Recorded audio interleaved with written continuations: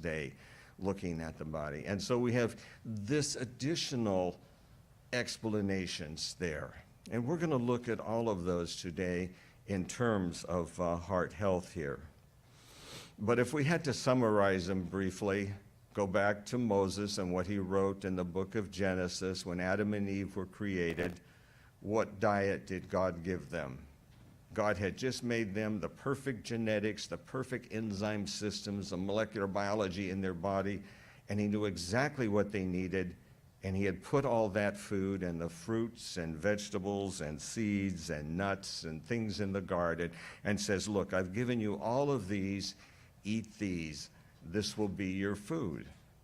And it's still true. The closest we can come back to that is still the closest healthy diet we can have. They disobeyed one of his commands. He did say, don't eat of this one tree here, and they had to leave the garden. And as they came out now into a world that was going to be full of sin and stress and misery, he gave them, now you're going to have to work hard by the sweat of your brow, and there's going to be thorns and thistles and weeds to deal with. And he also said, now you need to eat the green herbs. Those of you that came Thursday night know all about eating the green herbs. We spent a whole hour looking at that, but very important there. He who created man and who understands his needs appointed Adam his food, and upon leaving Eden, man received permission to eat the herb of the field. These foods, prepared in as simple and natural a manner as possible, are the most healthful and nourishing. They impart a strength, a power of endurance, and a vigor of intellect that are not afforded by a more complex and stimulating diet. And then God destroyed the earth further with a flood. And when Noah came out of the ark after the flood, there was no bananas or mangoes there waiting for him. You know, it was a pretty desolate, barren place. And God says, well, every living thing that moves, you know, that's be your food. Just eat whatever it takes to stay alive. You know, the goats can go up on a hillside and eat a few little scrubby bushes and a few blades of grass, but they can get the nourishment they need to stay alive. And then you can eat the goat and you can get enough nourishment and you can stay alive. And in some parts of the world, that's still the case. Here in the United States and much of the world now, though, we now have access to a much greater variety of good food, as well as to a greater variety of really evil stuff that shouldn't be in our bodies. But here in these last days with the things, God is leading us back to that original diet. Again and again, I have been shown that God is trying to lead us back step by step to his original design, that man should subsist upon the natural products of the earth. Fruits, vegetables, and grains should compose your diet. Not an ounce of flesh meat should enter our stomachs. Among those who are waiting for the coming of the Lord, meat eating will eventually be done away with. Flesh will cease to form a part of their diet. So at the flood, we needed that, but God's trying to lead us back to that original diet as much as possible because it's better. A plain diet free from spices and flesh meats and grease of all kinds would prove to be a blessing to you. Tremendous amount of grease, oil that is put in our foods. Foods are fried, not the most healthful. You should keep grease out of your food. It defiles any preparation of food you may make. Frying foods is going to be a detriment, and it's one of the things we'll see as we start looking at the heart here. Be very careful in regard to your eating and drinking, brothers, so that you will not continue to have a diseased body. Eat regularly and eat only food that is free from grease. We do not think fried potatoes are healthful. Sugar. Sugar is not good for the stomach. Far too much sugar is ordinarily used in food. And in the day when she wrote this, you know how much sugar was being consumed here in the United States where she lived and wrote? About 5 pounds of sugar per person per year was the consumption of sugar in the U.S. at that time. And she said, this is far too much sugar. Do you know what the consumption is today in the United States? The average consumption is 150 pounds per person per year. And of course, average means half of us are eating more than 150 pounds of sugar per year. If you've got a sweet tooth and are into some sugars more than others, the biggest source where it comes in the easiest is what? Sugar drinks. Sodas, sugar drinks of other kinds. You can dissolve a lot of sugar in water, makes it very sweet, and we put in huge amounts. Sugar clogs the system. It hinders the working of the living machine. She wrote this before anybody understood the coronary arteries and the cause of heart attacks and deaths and atherosclerosis. But here she says, sugar clogs the system, and you're going to see that before we're done today. How it clogs and is a major contributor towards heart attacks and strokes. And cheese should never be introduced into the stomach. The effect of cheese is deleterious. And I hear a lot of people say, but cheese is okay. Didn't Ellen White say we could drink milk and cream and eggs and things? She did, but she never said that about cheese. I tried looking through, and you cannot find one place where she said cheese was okay to eat. Cheese should never be introduced into the stomach. Cheese is wholly unfit for food. In regard to cheese, I am now quite sure we have not purchased or placed on our table cheese for years. We never think of making cheese an article of diet.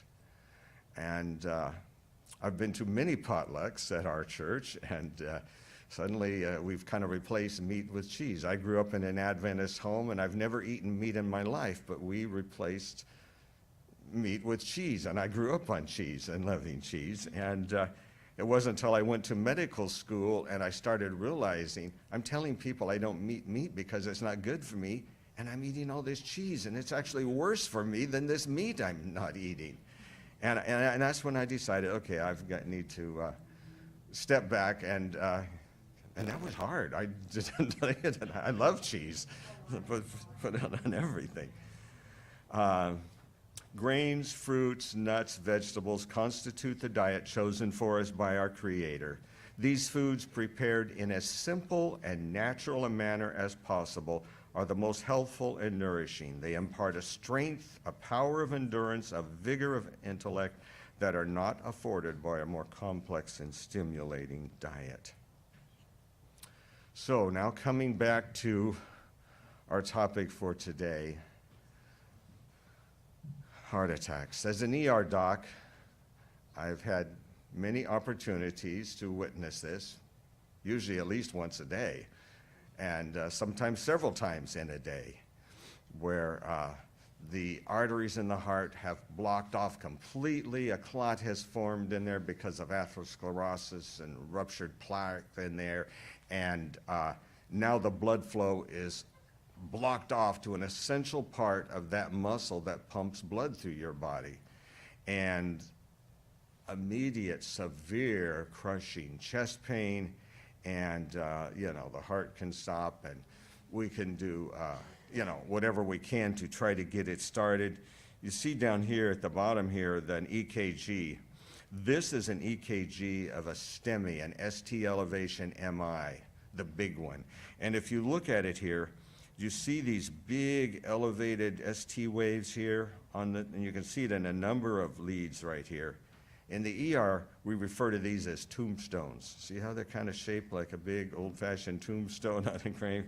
You do not want tombstones on your EKG. If you do see tombstones on your EKG, it may be prophetic of a tombstone that'll soon be over your head, because these are the heart attacks that kill and end up not surviving. But in the ER, we'll do everything we can to try to prevent you from dying and get your heart restarted, and we got some emergency drugs and CPR, and I'll intubate you and get everything going to try to get you still alive. And if we can get your heart started again, the next thing I'm going to do is call up the cath lab, the interventional cath lab there at the hospital. And if it's a little hospital that has one, we're going to get you transferred to one that does. And they'll rush you into the cath lab. Cardiologists will thread a catheter up into the heart, fine to the artery that where the plaque ruptured and the clot is, and they'll start infusing a clot buster drug in there. Some enzymes and stuff that will actually dissolve away the clot, and hopefully we can get that clot dissolved and opened up and blood flowing back to that heart muscle while it still has a chance of recovering and save your heart. And so that is the best chance that we have of getting you back from the brink of that heart attack there. And what does medicine have to offer today? If you look here, there is really several roads we go. The first one is medicines. If you've got bad disease that puts you at high risk for a heart attack, what does the doctor do? He puts you on beta blockers and alpha blockers and calcium channel blockers and cholesterol blockers and lots of other things that jam up and block up the various enzyme systems and receptors and things in the body that God put there for a reason. But we'll jam them up and block them up, and we can get some symptomatic relief from some of those medications. And that's the best medication can do. But will any of these medications actually prevent a heart attack? And the answer is no. You will still go on to progress to further expansion of the cholesterol plaques and having a heart attack or a stroke. A stroke's the same thing as a heart attack, except it happens in the brain instead of in the heart. So, I mean, even the statin drugs, they'll lower your cholesterol, but there's been a lot of studies now, and just lowering the cholesterol with a statin drug, you still have the same risk of having a heart attack as somebody that wasn't on the statin drug. So we're not saving you from the end of the road thing right here. You can go to the doctor and you can say, oh good, your cholesterol level's down.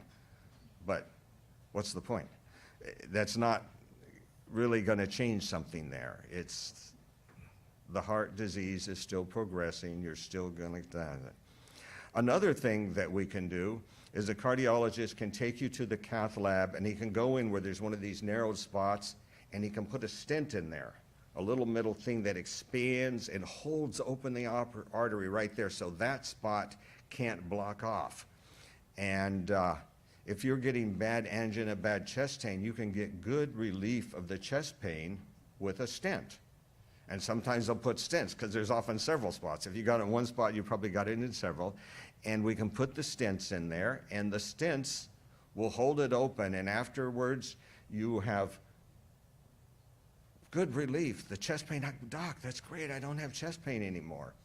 What's your risk of having a heart attack? Your risk the day after all of your good stents are in place is exactly the same as it was the day before you put those stents in. Because, I mean, you can only splint a few places in a few of the arteries. You know, I've seen them put in 1, 2, 3, 4. I think I've seen them put in 5 stents in a heart once. But how many places in your heart can you have a heart attack? Well, any place there's arteries. So you've blocked out 5, but how many miles of vessels in there and how many spots are there? You're just as likely to have a heart attack in one of the other spots after you have put in the stents. So you haven't reduced your risk of a heart attack or risk of dying from a heart attack by getting stents, but you have relieved the symptom of chest pain. So now you can go ahead and continue your diet enjoy it without having severe chest pain after a high-fat meal. And then there is cardiac bypass surgery. If you've got some really badly narrowed things, we can actually do an open heart surgery. We open up the chest, we go in, and we take and actually get it blood from one spot here, bypass all the bad stuff, and pump blood here. And we can actually do 1 vessel, 2 vessels, 3 vessels. I think I've even seen 4 vessel they'll bypass all of the bad spots they can, trying to get more blood flowing to the heart. They can also sometimes take an artery from the chest wall, divert it, and put it back into the heart. So we can take blood that was going out the chest wall and send it back to the heart, trying to get as much blood as possible to the heart. And after open heart surgery, most people have quite extensive relief of chest pain type symptoms because we've now got a lot of extra blood. They feel better. They can now walk without chest pain, and it's really great. But what's your risk of a heart attack? Like with the stents, it can still break. You can get a heart attack in any other spot in there that wasn't bypassed. You can get heart attacks. You can still have things. So we don't actually reduce the risk or the incidence of heart attacks or reduce cardiac death. And this is the best that modern medicine has to offer: medications, stents, and bypass surgery. And we really don't fix the problem. But if we look around in the world today, there are places where nobody has coronary artery disease. Did you know that? One of the places is out in rural China. When Mao Tse-tung was the leader of communist China, one of the things they did was they did a survey of health in China. And they surveyed how many diseases and what they had and all the different problems. And they came up with this huge amount of data of what diseases and where they were in China. And some astounding things came out of that, because as they looked at that data, they found, particularly in regards to heart disease, coronary artery disease, high blood pressure, heart attacks, and strokes, in Beijing, in the city, there was quite a high rate compared, similar to many of the Western worlds because of the diet. But out in some areas in rural China, they didn't have the diet of the city. They lived on just what they grew in the gardens. They had little fields and gardens, and they grew the rice, and they ate the rice and the vegetables, and they just lived on what they grew from their gardens. And there was a 70% difference between the cities and some of these rural areas. Well, that is a gold mine of data for researchers. Here in the US, when they want to test a new drug or find a new thing, they'll look, and if they can find a 5% difference between 2 groups of people, oh, they want to research what's different about these 2 groups. Why is this one 5% better than this one? Well, here, why are they 70% better, different? I mean, this was just amazing. And so ensued out of this data the largest epidemiological study in the history of the world, the China study. And they studied and they studied and they studied, and they went in and interviewed and looked at people and did blood tests and things. And they, again, found out this simple diet out in the country there. Nobody got heart attacks. Nobody had atherosclerosis. Nobody had high blood pressure. It just didn't happen. As they looked around, they found other places. Papua New Guinea, the highlanders there, they live on yams and some fruits and vegetable things from the jungle there. They didn't have any heart disease or high blood pressure. Okinawa, the older generation there in Okinawa, they're one of the very long-living people, and no problem there. They just lived on their gardens, particularly sweet potatoes. They had these purple sweet potatoes. I don't know if you've ever had an Okinawan sweet potato. It's sweet, it's delicious, and it's a light purple color inside. It's really very good. But they lived on that and the other vegetables and things from their garden, and lived a simple country lifestyle on the island, and no coronary artery disease there, unless they or their children moved to Hawaii. And then they started eating the American diet, and oh, well, yeah, they had the same rates of heart attacks as Americans did. It wasn't their genetics, it was what they were eating. Central Africa, you can find places there where all they eat is the simple stuff that they can grow. They can't afford oil or sugar, from the city. That costs way too much. They don't have money for that, but they can eat what they can grow. And interestingly, they don't. Talked to a missionary. He had been there 20 years as a missionary doctor, an Adventist surgeon. He was there, and he said in his entire 20 years, he only had one of the native patients with a heart attack. And it was a black man, and he had gone to Oxford for his education. He had gotten something and gotten to there, and he had not only become educated in whatever knowledge that he learned in Oxford, but he became educated in the diet, and he came back for the taste for the Western foods, and he had the resources to obtain those from the city. Oh, and he got a heart attack. So, by the way, gallbladders, he said he only did one gallbladder surgery in 20 years, and that was the wife of one of the missionaries. And he only did one, gallbladder, cholecystectomy is the most common surgery done in America today. The most common emergency surgery is acute appendicitis. And he said he only did one appendectomy during his 20 years, and that was the young son of one of the missionaries. The native people don't have those diseases because they can't afford or have access to the food that we have. Down in Mexico, some of the native tribes down there, the Tarahumara Indians, they live on what they call the Three Sisters, corn and squash and beans. And on this simple diet, they were recently discovered, and now they're going down there and do all kinds of studies on them. Nobody in those villages has high blood pressure. Nobody has coronary artery disease. No heart attacks, no strokes, nothing like that. They're living on this simple plant-based diet there. Today in America, we graduate from high school, and what they find from studies, if we do autopsies on young people that have died of an accident, and like an overdose accident or an automobile accident, but if they do an autopsy, they find they already have the beginnings of the atherosclerosis disease in their arteries. It starts early, doesn't cause a heart attack that early, but it's the beginning and it's growing over the lifetime. So they graduate with a knowledge to start a great career, and they graduate with the beginnings of a disease that will end that career. It doesn't have to be this way.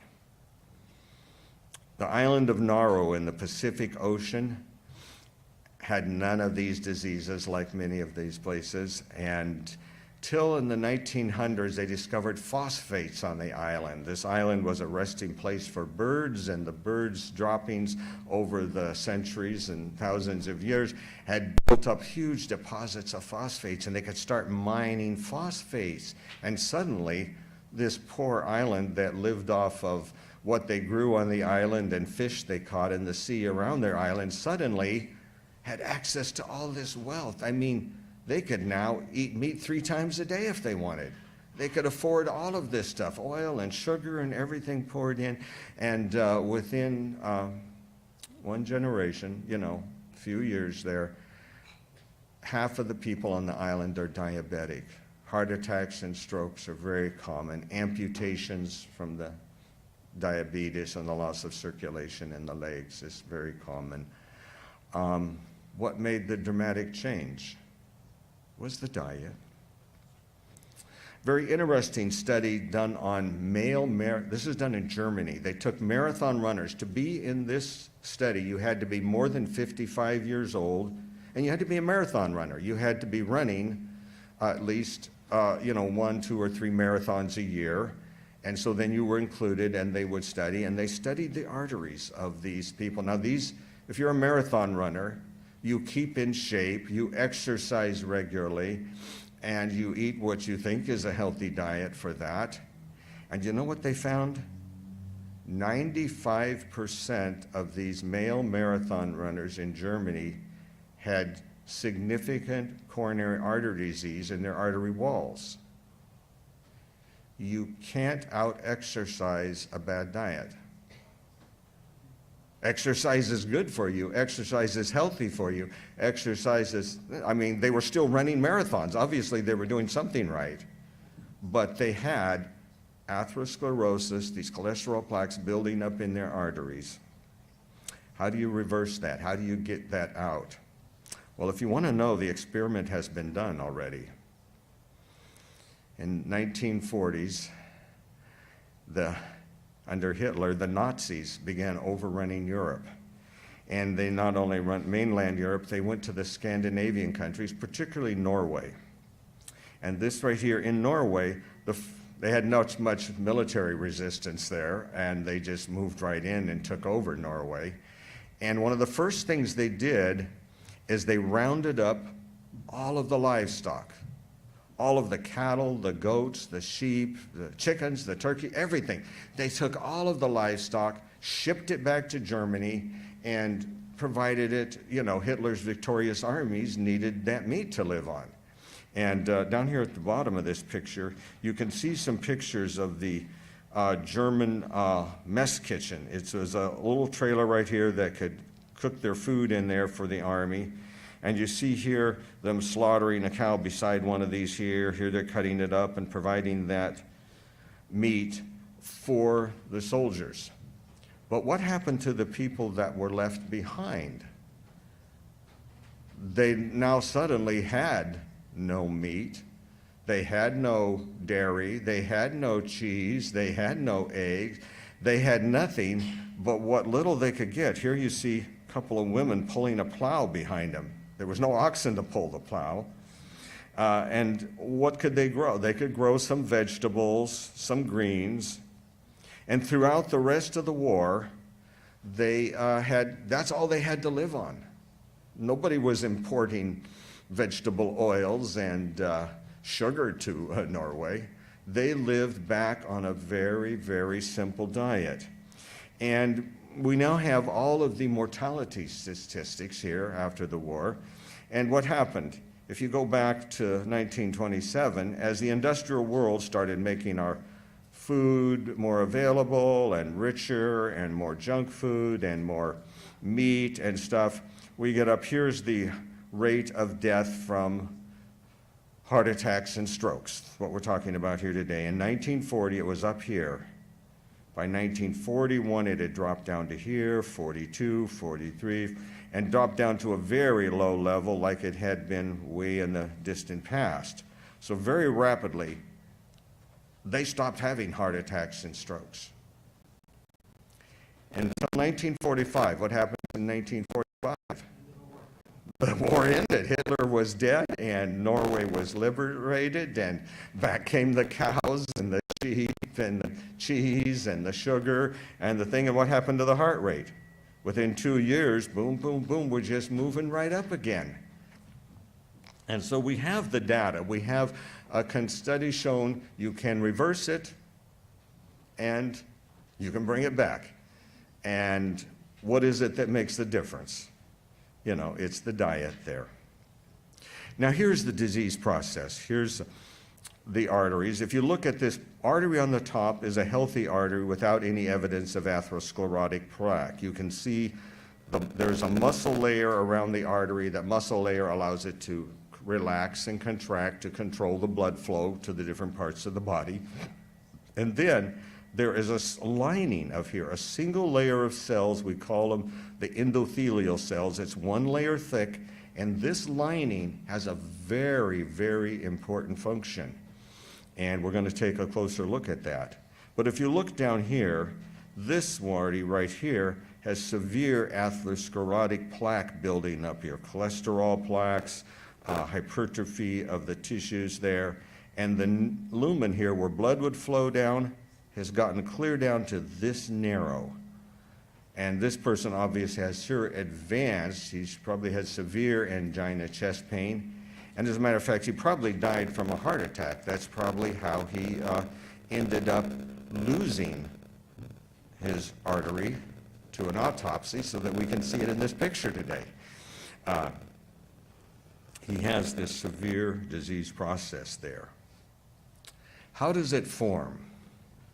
Well, let's take a little look here. Here's a little diagram here of a artery wall. Up in the top of this picture is the lumen. This is where the blood is flowing through the artery. And then there's that one cell layer, the endothelium here. And then down here is that muscle layer. You can see some muscle cells here. And there are some things in the blood that are a problem. One of them referred to as LDL, low-density lipoproteins.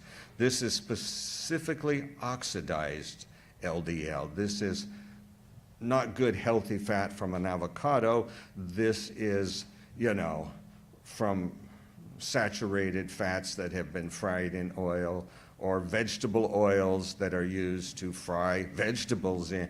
But all of these oxidized fat is taken up in these LDL particles, which is actually quite toxic. And those can go right through the endothelium down here. Normally they would stay up in the lumen, but they go down through here. They are now through that, and down here the body recognizes, oh dear, this is bad stuff. We don't want this oxidized oil down here. And it sends out little special signals, actually puts receptors out on the surface of the endothelium. These monocytes, white blood cells in your blood, see that, and they come through the, actually just go right between a couple of cells. Even though they're stuck together, they have the ability to just squeeze right through them and come out on the other side. And as they come down here, they turn into big eating cells. They're macrophages. They're the big eaters, and they are gobbling up and eating up all of this oxidized stuff to get rid of it. But there's so much of it, they keep eating more and more and more, and now they are totally full of it. And they just turn into giant foam cells because they're eating it faster than we can get rid of it. And later there'll be so many of these, they'll just end up being big deposits of oxidized fats and oils here underneath the endothelium, between the endothelium and the muscle layer of the artery. So right here in the artery wall now, this is the beginning of the building up of those. And here you see a good American breakfast, and we've got the scrambled eggs, some sausages that have been milled there, some potatoes that have been fried as hash browns, full of oxidized fats here, and they are causing that. But it wasn't just breakfast. For lunch we had stuff with it, and for supper we did, and throughout the day we are continually putting this. Now your body does a valiant effort in trying to fight that and hold it off, but the volume is just too much. If there was a couple of molecules, yeah, they could get by with that and deal with it, but this is just too much. And so we just start building up. These plaques are really battlefield debris. The war is going on, but they're losing the battle. They're getting the fat, but it's still just getting there and clogging up, and it's going to make this right here. And this oxidized LDH isn't the only thing. Not drawn in here is sugar. Now sugar can do something where it sticks onto proteins, and we have a lot of important proteins in the body. But if sugar sticks on one of these proteins, we call it glycated. And we refer to them as glycation end products, because once the sugar sticks on it, then the protein can't work for its normal function like it was supposed to. And it's just this debris that needs to be gotten rid of. And this glycated proteins end up down here through the endothelium, and the macrophages also know that they're bad, and so they're going after the glycated proteins to get rid of those. And so all of this sugar that we've been taking in here, I don't know why it says 5 pounds a year was too much, and we're taking in 150 pounds. All of that sugar is glycating proteins. It's ended up down here. The macrophages are going after it, and it ends up being part of the battlefield debris that is building up this process in the artery walls. All of the people that lived in these primitive areas where they just had fruits and vegetables, and they didn't have oil, and they didn't have sugar, and they didn't eat any significant amount of meat products, didn't have this problem. But here in the United States and what we call Western civilization, we have lots of these things, and it's the #1 cause of death. So how does it cause that? So here's a little diagram. You can see an artery right here. You can see the lumen here where the blood flows through it. And then down here you can see a big cholesterol plaque. So the macrophages are down here. They're have been trying to fight off this, and they've got a big pool of just cholesterol and fat and glycated proteins all down here. just building up, and it's sort of narrowing this space somewhat. There's a thin fibrous cap over it. We've still got endothelium lining the blood vessel, and we're still getting by okay at this point.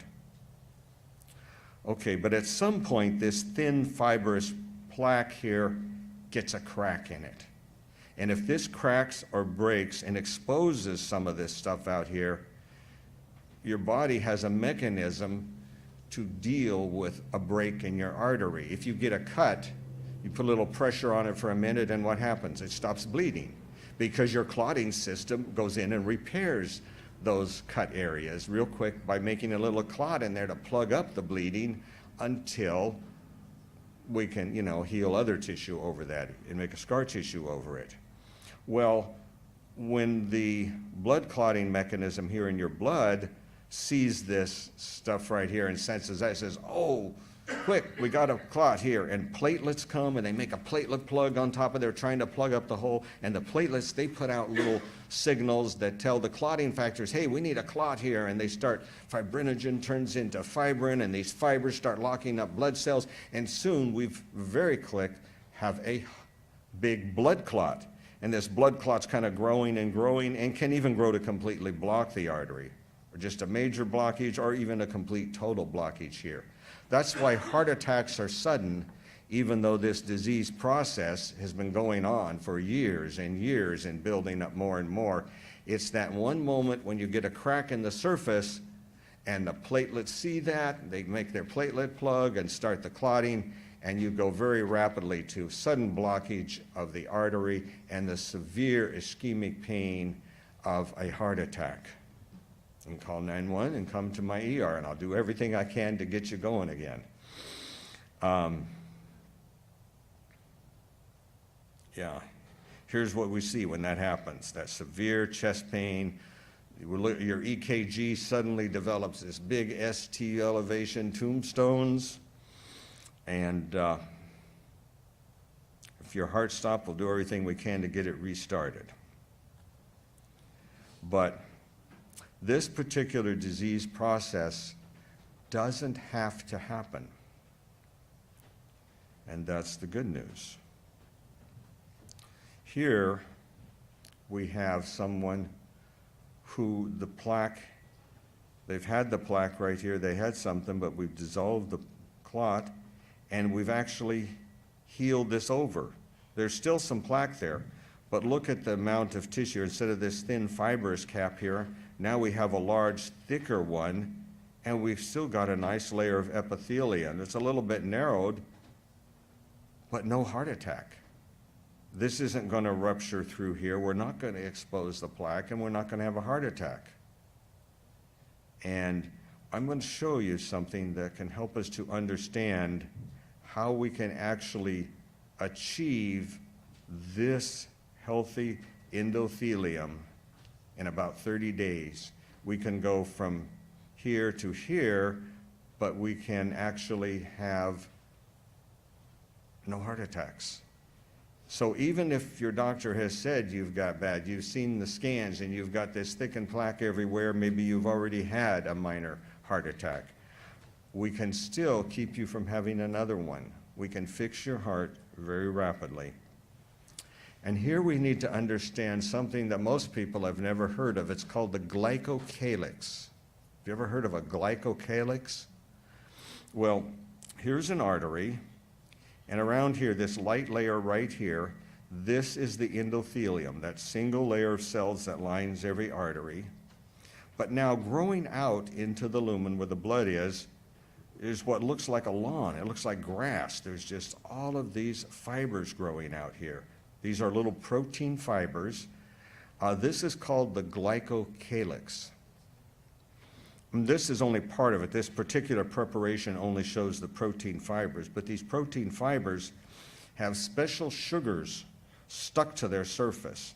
Not the ordinary sugar like we think of as cane sugar, but there's actually hundreds of different sugars.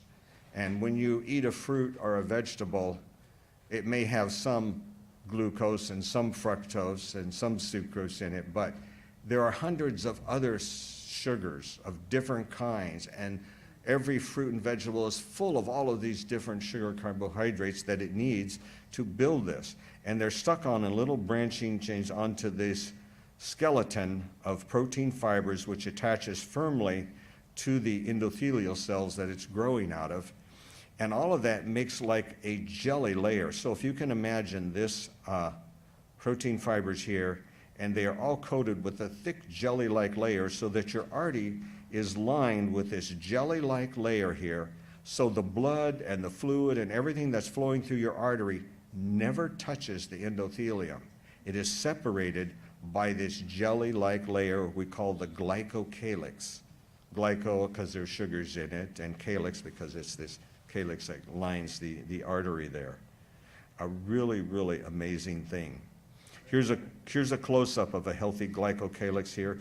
You can see the endothelium down here, and you can see all of these fibers of the protein here. Of course, you can't see the jelly-like glycocalyx on here because it's been removed by the process to make this microscope slide. But imagine wherever the fibers go, this is all a thick jelly-like layer on there. And then this jelly-like layer has special protein enzymes that are made to go and stick in this jelly-like layer. There's superoxide dismutase, a special antioxidant, which can actually neutralize oxidized things like oxidized fat and stuff. There is antiplatelet factors to make sure that platelets don't make a plug on top of here and start going sticky on you. There's antiplatelet factors, and there's other anti-clotting factors. We don't want clots forming on your artery walls. And so we've got all of those factors going on here on the artery wall. And again, nice healthy endothelium, healthy tissue here. We don't need the macrophages coming through here to fight a war down here because nothing's getting through to cause that. There's no oxidized fat. Even if you had the oxidized fat here, it's not going to get through this layer to get down under here.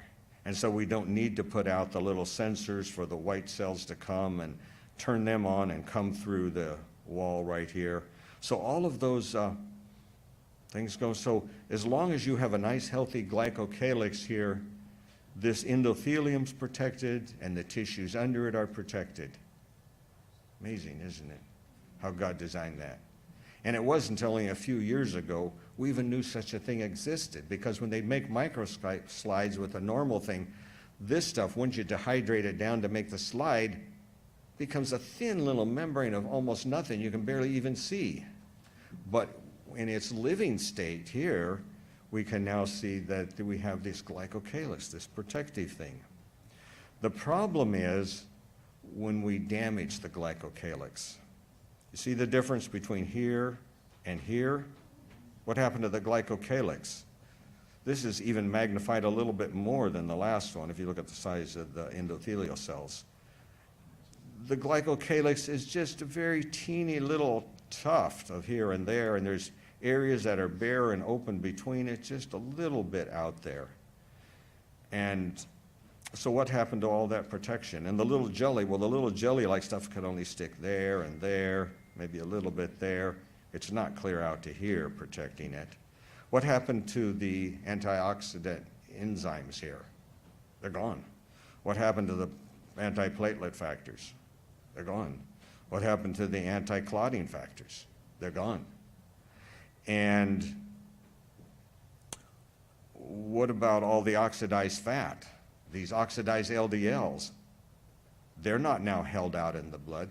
They can go right through. It's wide open. They can come right through, go right through here, pass down here, and we start up that chain reaction. What about glycated proteins? They can come, they can go right through here, come down here, and start carrying on this disease process again. So now we're wide open for atherosclerosis, building this up, because what happened to our glycocalyx? It's virtually gone here. And all of these things can come through and we can cause this disease. This disease is really a loss of glycocalyx. We don't have the glycocalyx protecting us and all of its protective enzymes, and the oxidized protein and the glycated proteins are getting through here, And so we start to carry on this warfare down here, and the macrophages are trying to gobble it up, but we keep putting so much into our bodies, it's just a losing battle, and we start building big deposits down here, and they build up, and week after week, month after month, it gets gradually worse and worse and worse, till someday this is going to crack and break open here. Because you get a big cholesterol plaque, sometimes they get calcified, so they get very rough and hard and irregular and sharp edges, and just the normal beating and movement of the heart right here is going to make a crack or a break in it. And when it does, the platelets are the first, they're going to sense that, and those platelets, they go from just being normal platelets, they go to sticky, and they stick out all these little sticky tentacles, and they just stick on there, and it sends a message to more platelets. Come, stick here, we need help. And the platelets all stop piling on there and going sticky and going on there and making a big platelet plug here. And then, well, they send out messages, hey, we need a blood clot here, guys. And so the fibrinogen starts turning into fibrin, all these different proteins in the clotting chain start firing off, and soon a blood clot starts to form here. And we can very rapidly then move to a heart attack in this situation here. You know, there's one other amazing thing you should know about while we're looking about the glycocalyx here.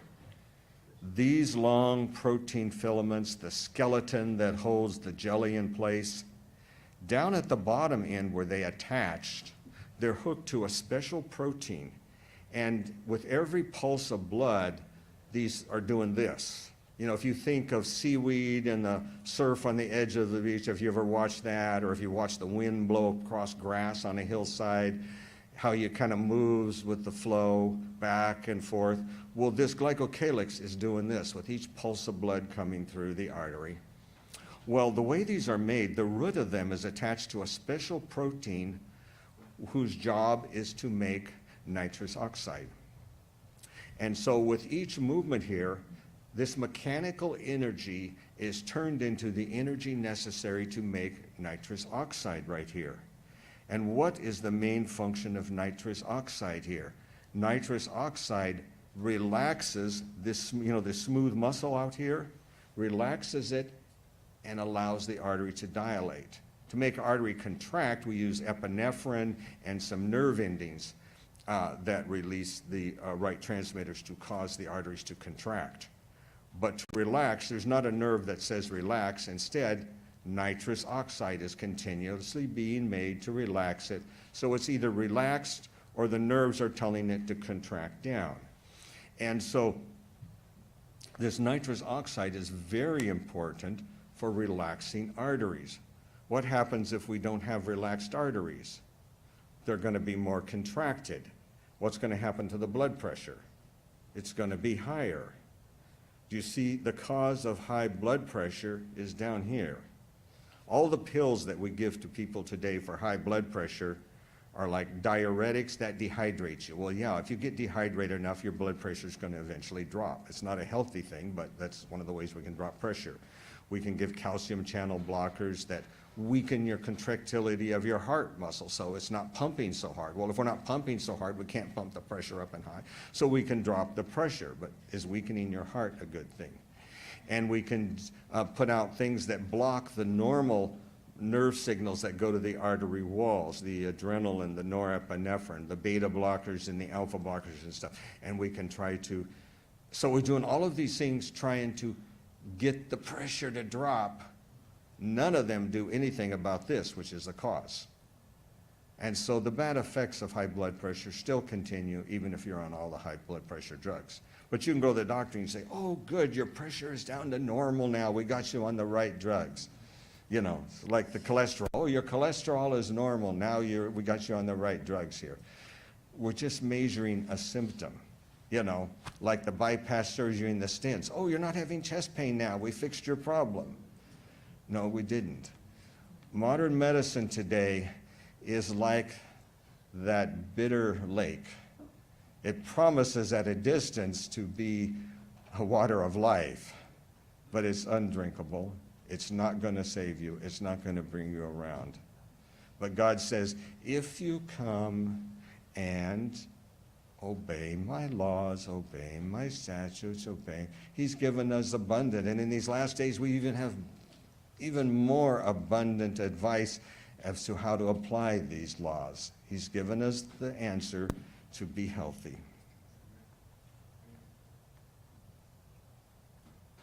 Here is some slides that are made in a different way. And this one, you can actually, this one is a healthy glycocalyx, and you actually, in this one, you can see the jelly is filled there. And here's a damaged one, and you can still see the jelly on there. So you can see it, both the protein fibers and the jelly like on them there. So, and the proteins, of course, are embedded in there as well. Not too many proteins left in here, no antioxidants or antiplatelet factors or anything. But, and again, these can flow and wave really nice, generate the energy to make plenty of nitrous oxide to relax the artery walls and give us good blood pressure. Down here, well, they could maybe move a little bit, but not much, you know, compared to a nice healthy glycocalyx here. So high blood pressure, cholesterol plaques forming, getting ready to crack and break at any moment here.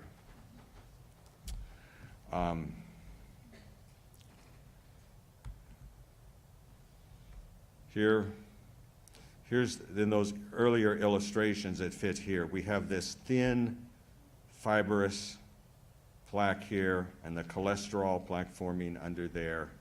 Because why? Because this endothelium doesn't have a healthy glycocalyx. Now we know of 3 things that will destroy a glycocalyx. You know what they are? Number 1 is smoking. If you're smoking, you'll destroy your glycocalyx.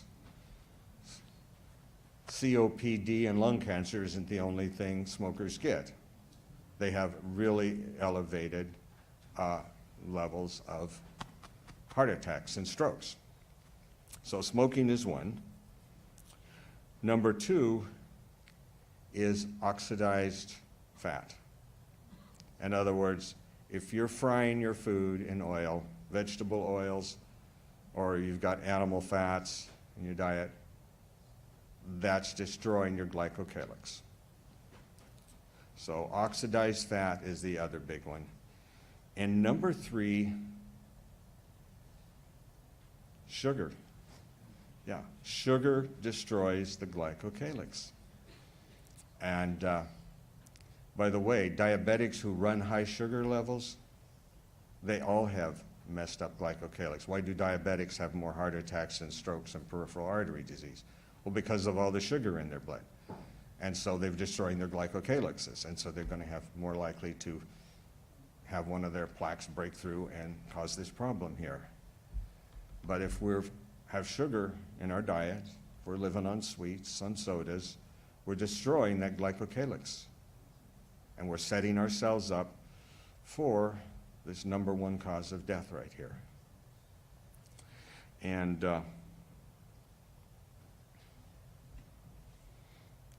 so we can go from here to here really easily, particularly once the plaque builds up underneath it here. Now, the first day you have a soda in your life, it's not going to do this.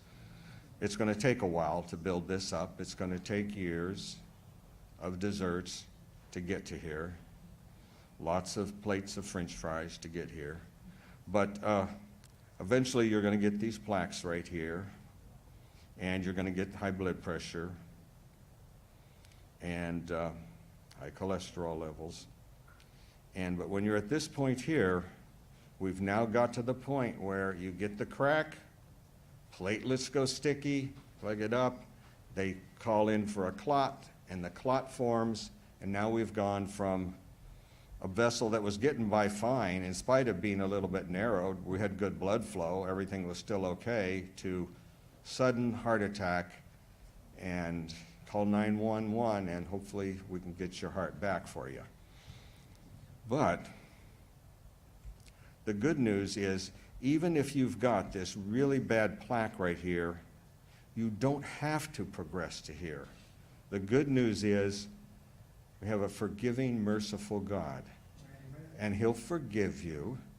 And if you'll come back, like we said in the text, and obey his laws and his statutes and listen to his voice and do what he commands, you won't get any of these diseases that the Egyptians had, and he will heal you.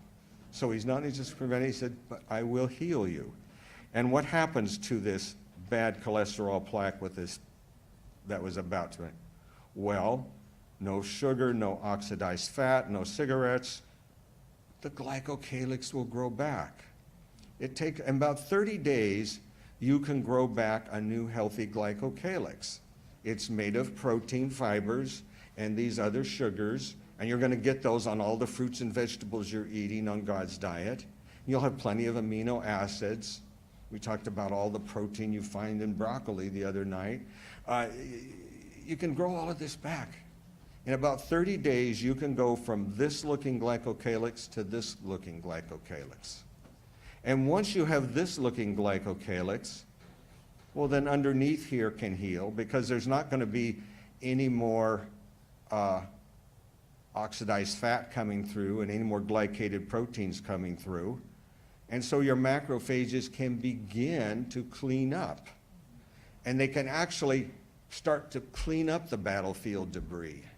The cells there, we talk about LDL, sometimes call that bad cholesterol. It's only bad if it's full of oxidized fat. If it's bringing healthy fats, LDL is no problem. But we often talk about HDL, the good cholesterol. What's good about it? What's good about HDL, you might say, is the trash trucks that are picking up all of this junk here, packaging them up, and taking them to your liver.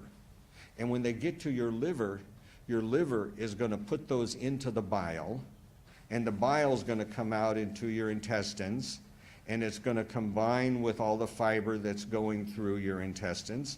And when you go to the bathroom, it's going to pass out of you, and you're going to flush it down the toilet, and you're actually getting all of this oxidized cholesterol, and that's going to take a long time. And if it's calcified, you may never get all the calcifications out of there, but still, you can reverse these. And these plaques can shrink. And even if they haven't shrunk yet, you build up a nice, healed, fibrous tissue over there. You've got a healthy glycocalyx out here, and you're going to get by just fine. You won't have these diseases the Egyptians had, and even if you do, I'm the God who heals you. So there is good news, really good news. If, God says, I'm testing you. Are you going to come back and obey my laws and obey my rules and do the things I tell you?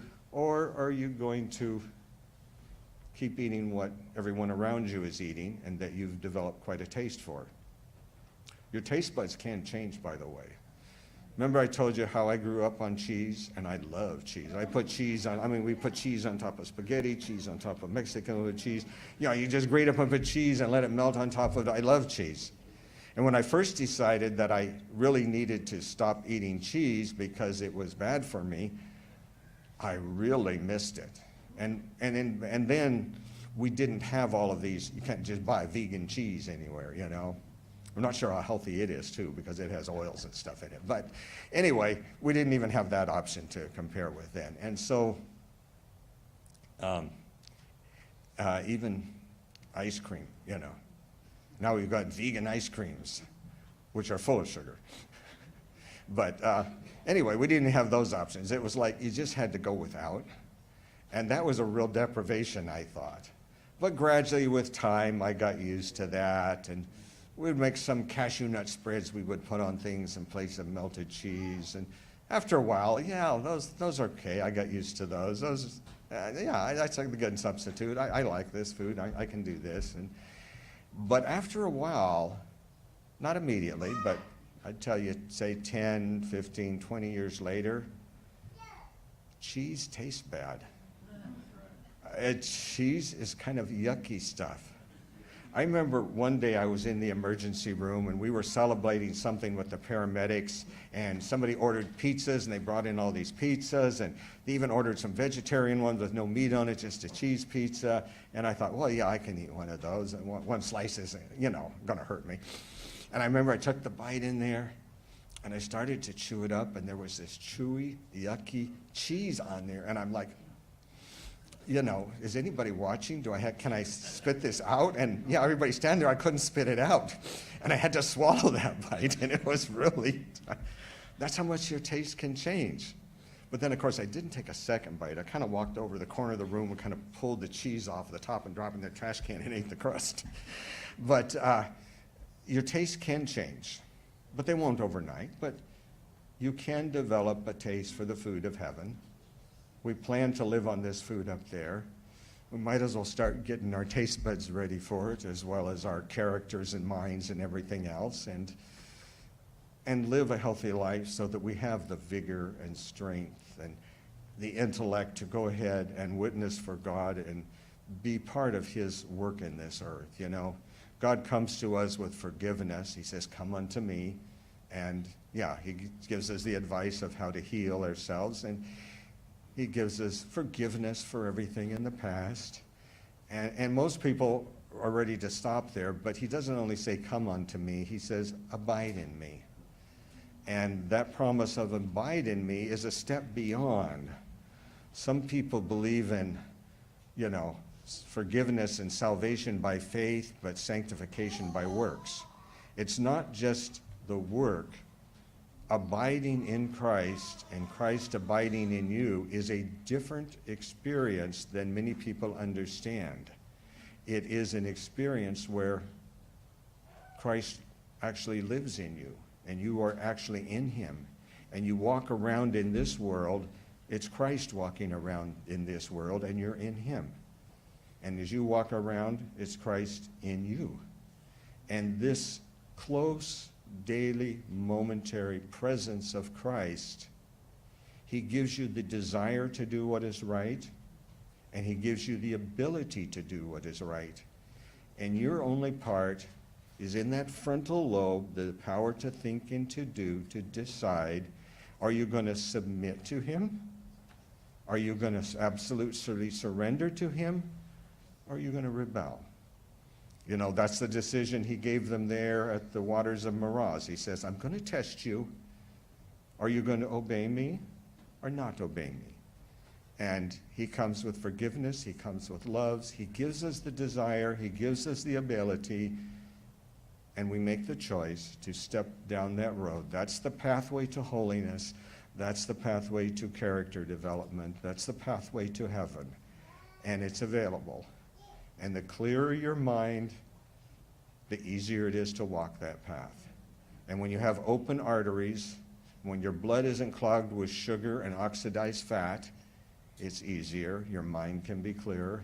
When you've had a full 8 hours of sleep at night, your brain is cleaned out. Those of you that came last night, you know how the brain gets totally washed clean every night in those first 2 cycles, if we haven't had caffeine in the body. And then the memories that we need to save are saved and put up in our cortex. And then the REM sleep, where we kind of organize and creatively put together, and everything in our thoughts and minds, our characters develop, new synapses grow during that REM sleep, and our brain actually becomes more and more like God. He says, let this mind be in you, which was in Christ Jesus. And he's given us the means, and he's given us his Holy Spirit, and he gave his blood to give this to us. So our choice is, will we do that? You've got a choice. You can choose the bitter waters, or you can choose the life-giving waters. You don't have to be on the drugs and stents and bypass. You can eat fruits and vegetables, drink pure water, get a good night's sleep, go exercising. Here, just repeating that verse we've pretty much repeated several times already. He made a statute and an ordinance for them. He tested them. If you diligently heed the voice of the Lord your God and do what is right in your sight, give ear to his commandments, keep all his statutes, I will put none of the diseases on you which I have brought on the Egyptians. For I am the Lord who heals you. And he is doing his miraculous healing work upon us. The day will soon come when that miraculous healing is going to end. There is a close of probation. The salvation, which has been open for 6,000 years, which he purchased with his blood, is going to end. And the world won't know it. But there'll be a silence. And the Spirit will be withdrawn. And that drawing voice that's saying, come unto me, won't be speaking in the conscience anymore. And that desire that the Spirit is putting in you for right living will stop talking and won't be there anymore. Now is the time, now is the day. We want to have the Holy Spirit in our lives. And when the Holy Spirit is in us, that's Christ in us. That's the oil for our lamps. We want to be ready when the call goes out. The bridegroom's coming. We don't want to be one of those that has the door closed and say, I don't know you. Now's the time to know him, listen to him, and follow what he has for us. Again and again I've been shown God is trying to lead us back step by step to his original design, that man should subsist upon the natural products of the earth. That's our end. Shall we have a word of prayer? Dear God, I pray that your Holy Spirit can come upon us, that each person here can be blessed with your still small voice, your voice of mercy, your voice saying, come unto me, your voice saying, I'm going to test you. Here's what you do. Eat the fruits, eat the vegetables, stay away from the sugar and the oil and the cheese. He's coming with this simple test to us, and may each one of us listen to that voice now. May we have clear minds, clear hearts, clean arteries. May your Spirit be upon us. May we be a temple for you to come and fill us. May we be part of your work in this earth. May we bear your fruit because we are connected to you, the vine, and your life is flowing through us, Lord.